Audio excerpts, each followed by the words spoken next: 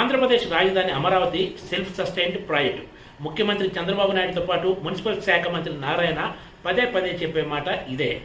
రాజధాని కోసం రైతులు ఇచ్చిన భూములను విక్రయించి అమరావతి ప్రాజెక్టుకు అయ్యే వ్యయాన్ని భరిస్తాము, అప్పులను కూడా ఈ భూముల విక్రయం ద్వారానే తీరుస్తామని కూటమి ప్రభుత్వం చెబుతున్న సంగతి తెలిసిందే. మరోవైపు కేంద్రము ప్రపంచ బ్యాంకుతో పాటు ఇతర ఆర్థిక సంస్థల నుంచి ఇప్పిస్తున్న 15,000 కోట్ల రూపాయల అప్పు కూడా ఇప్పుడు గ్రాంట్గా మారబోతున్నట్లు చెబుతున్నారు. రాష్ట్ర విభజన జరిగిన మొదట్లో ఎవరైనా సరే రాజధాని కోసం విరాళాలు అడిగారు అంటే అందులో పెద్దగా తప్పు పట్టాల్సిన అవసరమేమీ లేదు. విరాళం అంటే స్వచ్ఛందంగా ఇచ్చేది కాబట్టి ఇందులో ఎవరికి ఎలాంటి ఇబ్బంది కూడా ఉండదనే చెప్పొచ్చు. కానీ ఒక్క రాజధాని కోసం పదే పదే విరాళాలు అడిగితే మాత్రం చూసే వాళ్లకు ఒకంత ఇబ్బందిగా అనిపించక మానదు. ఇదే అభిప్రాయం ఇప్పుడు అధికార టీడీపీ నేతలు కూడా వ్యక్తం చేస్తున్నారు. ఎందుకంటే ఇప్పుడు ఆంధ్రప్రదేశ్లో రాజధాని ప్రాజెక్టును అమలు చేస్తున్న ఏపీ సిఆర్డీఏ మన అమరావతి పేరుతోటి క్యూఆర్ కోడ్ను పెట్టి రాజధానికి విరాళాలు అడుగుతుంది. ప్రభుత్వం అడగకముందే కూటమి ప్రభుత్వం అధికారంలోకి వచ్చిన తర్వాత కొంతమంది రాజధాని అమరావతి కోసం విరాళాలు ఇచ్చిన సంగతి కూడా తెలిసిందే.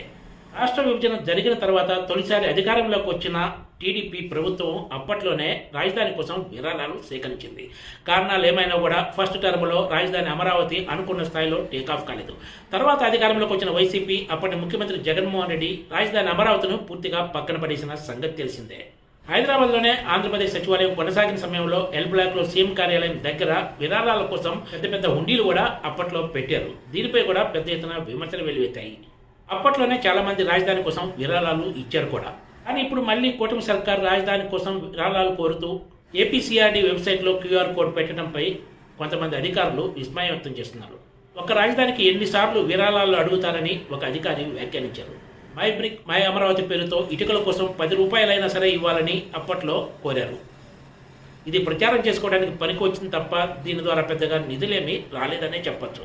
ఒకవైపు రాజధాని అమరావతి సెల్ఫ్ సస్టైన్ ప్రాజెక్ట్ అని చెప్తూ ఇప్పుడు మళ్ళీ మరోసారి రాజధాని అమరావతి కోసం విరాళాలు కోరటం ప్రభుత్వం పరువు తీసుకోవడం తప్ప మరొకటి కాదని ఒక మంత్రి వ్యాఖ్యానించారు కూడా.